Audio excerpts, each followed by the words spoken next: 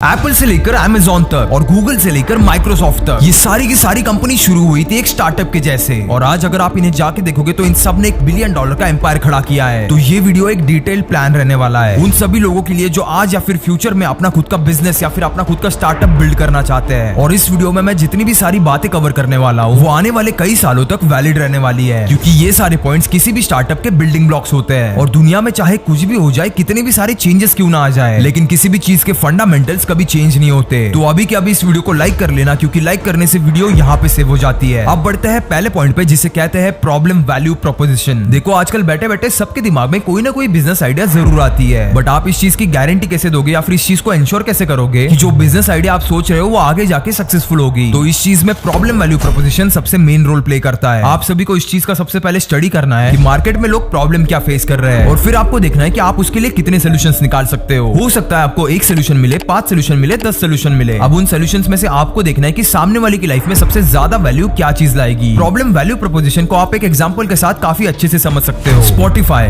नाम सभी ने सुना है, काम क्या करता है सभी को पता है, बट स्पॉटिफाई ने दुनिया की एक बहुत बड़ी प्रॉब्लम सॉल्व कर दी। आज से 5-10 साल पहले याद करो कि आप गाने कैसे सुनते थे। या तो आप इन्हें FM पे सुनते थे, जहां पे आप अपना मन चाहा गाना कभी भी नहीं सुन सकते थे, या फिर आप इन्हें अपने फोन पे डाउनलोड करके सुनते थे। जो आपका स्टोरेज जो उस टाइम पे सबसे मेन चीज होती थी उसे खाता था। और एक बार अगर आपका स्टोरेज फुल हो जाए तो आपको नया गाना डाउनलोड करने से पहले जो भी सारे पुराने गाने थे उनको डिलीट करना पड़ता था। इससे एक आम यूजर की डे टू डे लाइफ में बहुत ज्यादा इनकन्वीनियंस होती थी। प्लस अगर आप कोई भी गाना डाउनलोड कर रहे हो तो इन बड़े बड़े कंपनीज को और म्यूजिक लेबल्स को पायरेसी का भी बहुत ज्यादा प्रॉब्लम आता था। तो फिर मार्केट में आया स्पॉटिफाई, जहां पे आपको गाना सुनने के लिए उसे डाउनलोड नहीं करना पड़ता, आप इसे ऑनलाइन इजीली स्ट्रीम कर सकते हो। और इस सिंपल प्रॉब्लम वैल्यू प्रोपोजिशन से स्पॉटिफाई म्यूजिक स्ट्रीमिंग इंडस्ट्री का सबसे टॉप प्लेयर बन गया। इस चीज को और एक रीसेंट एग्जांपल के साथ समझते हैं। तो जूम तो आपको पता ही होगा, जहां पे आप लोगों के साथ ऑनलाइन मीटिंग्स कर सकते हो। तो 2020 में कोविड आने के बाद मार्केट में वर्क फ्रॉम होम के अलावा और कोई ऑप्शन नहीं बचा। लोग किसी से मिलना तो छोड़ो, घर के बाहर निकलना भी नहीं चाहते थे। और वहीं पे एंट्री ली जूम ने। 1 साल से भी कम में इन्होंने 50% से भी ज्यादा इंडस्ट्री को कैप्चर कर लिया। क्यों? Because they had a very clear problem value proposition. ये दोनों कंपनीज पहले क्या ही थे, लेकिन आज इनकी वैल्यू मिलियंस और बिलियंस ऑफ डॉलर्स में है। और स्टार्टअप से मुझे याद आया कि रिसेंटली मैंने एक वेब सीरीज का ट्रेलर देखा था, जिससे मुझे बहुत ज्यादा इंस्पायर किया इस वीडियो को बनाने के लिए। इस सीरीज का नाम है हसलर्स, जुगाड़ का खेल। ये वेब सीरीज इंस्पायर्ड है एक रियल स्टोरी से, कि कैसे मुंबई के एक स्ट्रीट स्मार्ट बंदे ने अपनी लाइफ पूरी तरह बदल दी और कैसे वो जीरो से हीरो बना। इस ट्रेलर को देख के ऐसा लग रहा है कि सीरीज को देखने में काफी ज्यादा मजा आने वाला है, क्योंकि यहाँ पे एक ऐसे लड़के की स्टोरी है जो हर दिन स्ट्रगल करता है, जुगाड़ करता है सिर्फ अपने ड्रीम्स को अचीव करने के लिए। ये वेब सीरीज आज उन सारे यंगस्टर्स को देखनी चाहिए जिन्हें अपना खुद का स्टार्टअप या फिर बिजनेस खड़ा करना है। आपको इस वेब सीरीज का टीजर देख के हाउसिंग.com के CEO राहुल यादव की याद जरूर आएगी। ये शो आ रहा है 24 जनवरी को, तो इसे आज के आज जाके जरूर देखना। मैंने आपके लिए इसकी लिंक डिस्क्रिप्शन में दे दी है। अब बढ़ते हैं अगले पॉइंट पे। Point number 2, market research. एक बार अगर आपके पास आपका बिजनेस आइडिया रेडी है तो आपको कंडक्ट करनी पड़ेगी एक मार्केट रिसर्च। अपना टारगेट, अपना मार्केट और अपने कॉम्पिटिटर्स को समझने के लिए। हो सकता है उस इंडस्ट्री में आपके कॉम्पिटिटर्स रहे और हो सकता है उनके पास फटे पैसा हो, बट कॉम्पिटिटर्स होने का एक माइनस पॉइंट भी और एक प्लस पॉइंट भी। माइनस पॉइंट ये है कि आपका मार्केट शेयर हमेशा कोई ना कोई खाता रहेगा और आपका कस्टमर बेस थोड़ा सा बढ़ भी जाएगा, बट उसका सबसे बड़ा और मेन फायदा ये है कि कॉम्पिटिटर्स की वजह से आप खुद को हमेशा इंप्रूव करते रहोगे। और अगर आपके सामने कोई ऐसा कॉम्पिटिटर है जिसके पास फटे पैसा है, तो उसने मार्केट रिसर्च और कंज्यूमर डेटा को ऑलरेडी एनालाइज किया होगा। इस चीज से आपका मार्केट रिसर्च का आधे से ज्यादा काम हो जाता है। आपको बस उनकी स्ट्रेटेजी को स्टडी करना है, अपने बिजनेस मॉडल के हिसाब से आइटरेट करना है और फिर जाके इसे मार्केट में इंप्लीमेंट करना है। अब इसका सबसे बड़ा एग्जांपल कहीं ना कहीं आपके आसपास ही पड़ा होगा। तो मैं बात कर रहा हूं आपके फोन की और स्पेसिफिकली आईफोन की। आईफोन लॉन्च होने से पहले एप्पल ने एक बहुत ही इंटेंसिव मार्केट रिसर्च कंडक्ट की थी, ये समझने के लिए कि कस्टमर के एक्चुअल नीड्स क्या है। तब उन्हें जाके पता चला कि कस्टमर को एक ऐसा डिवाइस चाहिए जिससे कॉल लग जाए, जिसमें आप म्यूजिक प्ले कर पाओ और जिससे इंटरनेट पे आप इजीली ब्राउज भी कर पाओ। और आईफोन ने यही सारी चीजें अपने फोन में लाई। आज दुनिया में इतनी सारी फोन मैन्युफैक्चरिंग कंपनीज है जो 108 मेगापिक्सल 200 मेगापिक्सल तक के कैमरास बना चुकी है, बट फिर भी आप हमेशा आईफोन से ही फोटो क्यों खींचना पसंद करते हो? उसका कैमरा तो 12 मेगापिक्सल का है। ये सब आप इस वजह से प्रेफर करते हो क्योंकि आईफोन की एक टीम ने जो उनके कैमरा मॉड्यूल पे काम करती थी, उन्होंने कस्टमर्स के नीड को काफी अच्छे से समझा। आज के एज में कस्टमर्स चाहते थे कोई ऐसा फोन जो उनको एक ऐसा फोटो खींच के दे जो दिखने में भी अच्छा लगे और उसको ज्यादा एडिट भी ना करना पड़े। और कंपनीज अपने हार्डवेयर पे काम कर रही थी, वहां पे आईफोन ने रिवर्स गेम खेला, उन्होंने काम किया अपने सॉफ्टवेयर पे। और आज आप देख सकते हो कि आईफोन के 12 मेगापिक्सल के कैमरा से खींची हुई फोटो किसी भी 100 मेगापिक्सल के कैमरा वाले फोन को टक्कर दे सकती है। इसी वजह से मार्केट रिसर्च काफी ज्यादा इंपॉर्टेंट होती है। और इसी वजह से तो इतनी सारी कंपनीज होने के बावजूद एप्पल का मार्केट शेयर 57% है, क्योंकि उन्होंने प्रोडक्ट लॉन्च करने से पहले मार्केट रिसर्च काफी अच्छे से कंडक्ट की। अब आपकी बिजनेस आइडिया आ चुकी है, मार्केट रिसर्च हो चुकी है, तो अब बारी आती है आपके बिजनेस प्लान की। अब बिजनेस प्लान में क्या ऐसे इंपॉर्टेंट पॉइंट्स है जो आपको कवर करने हैं। सबसे पहले तो आपको आपकी कंपनी का मिशन और विजन फिक्स करना होगा कि आपकी कंपनी क्या करना चाहती है, कैसे इस वर्ल्ड में एक इम्पैक्ट क्रिएट करना चाहती है। उसके बाद आपको फिक्स करनी है आपकी टारगेट ऑडियंस, जो आपको आपकी मार्केट रिसर्च से आसानी से मिल जाएगी। टारगेट ऑडियंस यानी आप कौन से एज ग्रुप, कौन से जेंडर को टारगेट करना चाहते हो, या फिर क्या वो लोग सिटीज में रहते हैं या फिर विलेजेस में रहते हैं। ऐसे मल्टीपल फैक्टर्स होते हैं जो टारगेट ऑडियंस को अफेक्ट करते हैं, और वो सब फैक्टर्स आपके स्क्रीन के सामने अभी आ रहे होंगे, तो इसका पॉज करके स्क्रीनशॉट ले लेना। उसके बाद आता है रेवेन्यू मॉडल। किसी को भी धंधा तभी करना है जब उससे पैसा निकले, और कितना पैसा इस धंधे से निकल सकता है उसका एक करेक्ट एस्टिमेट आपको रेवेन्यू मॉडल देगा। उसके बाद आपको फिक्स करनी पड़ेगी आपकी मार्केटिंग स्ट्रेटेजी। फॉर एग्जांपल, अगर मुझे इस डायरी को बेचना है तो इस डायरी में ऐसे क्या यूनिक फीचर्स है या फिर यूनिक सेलिंग पॉइंट्स है जो इसे बाकी डायरी से अलग बनाते हैं, और यही वो पॉइंट्स रहेंगे जो एक डिफरेंशिएटिंग फैक्टर बनेंगे। और इन्हीं पॉइंट्स को मार्केट करने के लिए आपको एक मार्केटिंग स्ट्रेटेजी लगेगी। क्या आप इन्हें ऑफलाइन बेचोगे, ऑनलाइन बेचोगे या फिर सोशल मीडिया पे बेचोगे? ये सारे के सारे पॉइंट्स कहीं ना कहीं एक दूसरे से जुड़े हुए हैं, और अगर आपने एक भी स्टेप मिस किया तो आपका धंधा डूबने में ज्यादा देर नहीं लगेगी। अब बिजनेस प्लान के कंसेप्ट को समझने के लिए स्टारबक्स का एग्जांपल लेते हैं। तो स्टारबक्स का मिशन क्या है? कस्टमर को एक प्रीमियम क्वालिटी कॉफी और एक यूनिक एक्सपीरियंस देना जिसे वो कभी भूल ना पाए। और अगर आप किसी भी स्टारबक्स के स्टोर में जाके देखोगे तो आपको वो दोनों चीजें देखने को मिलेगी। हाई क्वालिटी कॉफी के बारे में तो मैं थोड़ा डाउटफुल हूँ, क्योंकि मुझे खुद को 300-400 रुपए कॉफी के लिए देना वर्थ इट नहीं लगता। बट भाई इनका कस्टमर एक्सपीरियंस बहुत ज्यादा तगड़ा होता है, इसीलिए तो लोग इतना फ्लॉन्ट करते रहते हैं स्टारबक्स की कॉफी को। आपको हर आए दिन स्टारबक्स लोगों की स्टोरीज में या फिर स्नैप्स में दिख ही जाएगा। और इनके टारगेट ऑडियंस क्या थी? इनकी मेन टारगेट ऑडियंस थी वर्किंग प्रोफेशनल्स, ना कि कॉलेज के बच्चे। अब इनको पता था कि कॉलेज के बच्चे 300-400 रुपए की कॉफी अफोर्ड नहीं कर पाएंगे, लेकिन वहीं पे एक हाई पेड वर्किंग प्रोफेशनल इसे इजीली अफोर्ड कर सकता है, और वो थोड़े एक्स्ट्रा पैसे भी वेंड कर सकता है उस एक्सपीरियंस के लिए। इसलिए उन्होंने स्टारबक्स को एक कोवर्किंग स्पेस जैसे भी डिजाइन कर दिया, जहाँ पे लोग आते हैं और घंटों बैठ के अपनी कॉफी के साथ साथ अपना काम भी पूरा करते हैं। स्टारबक्स का एनवायरनमेंट काफी ज्यादा शांत होता है, और इसे बनाया ही ऐसे गया है कि आपको काम करने में मजा आए और आप ज्यादा से ज्यादा टाइम स्टारबक्स में रुको और कॉफी मंगाते रहो। इसीलिए तो आप नोटिस करोगे, अगर आप स्टारबक्स के स्टोर में जाओगे तो आपको टाइम का अंदाजा बिल्कुल नहीं रहेगा। अब बढ़ते हैं हमारे अगले पॉइंट पे। अब बिजनेस आइडिया तो आपके पास रेडी हो गया, अब आती है सबसे मेन और सबसे इंपॉर्टेंट चीज की बारी, जो है आपके प्रोडक्ट को डेवलप करना। अब इस चीज को आप मल्टीपल तरीकों से कर सकते हो, या तो आप प्रोडक्ट को खुद से मैन्युफैक्चर करो, या फिर आप इसे किसी और से बनवा के लो, जिसे व्हाइट लेबलिंग भी कहा जाता है। फॉर एग्जांपल, मैंने कोई मैन्युफैक्चर ढूंढा जो इस पेन को बनाता है। अब वो मैन्युफैक्चरर कई सारी कंपनीज को ये सेम पेन सप्लाई करता होगा, बट मैंने उससे ये पेन लिया, उस पे अपना लोगो डाला और इसे अपने तरीके से मार्केट किया। इसी चीज को कहते हैं व्हाइट लेबलिंग। और जहाँ पे मैन्युफैक्चरिंग प्लांट लगाने में आपके करोड़ों रुपए लग जाएंगे, और वहीं पे आपका काम व्हाइट लेबलिंग करने से बस कुछ ही पैसों में हो जाएगा। तो इनिशियली जितने भी लोग स्टार्टअप्स प्रेफर कर रहे हैं, अगर आपका डिजिटल प्रोडक्ट है तो आपको इसका कोई टेंशन नहीं है, लेकिन अगर आपका फिजिकल प्रोडक्ट है तो मैं आपको व्हाइट लेबलिंग ही रेकमेंड करूंगा। उसके बाद आता है सेल्स और मार्केटिंग। अब इस पेन के 1000 यूनिट्स तो मैंने बना लिए, लेकिन मुझे एक चीज बताओ कि क्या वो ऐसे ही पड़े पड़े रह के बिकने वाले हैं? नहीं ना।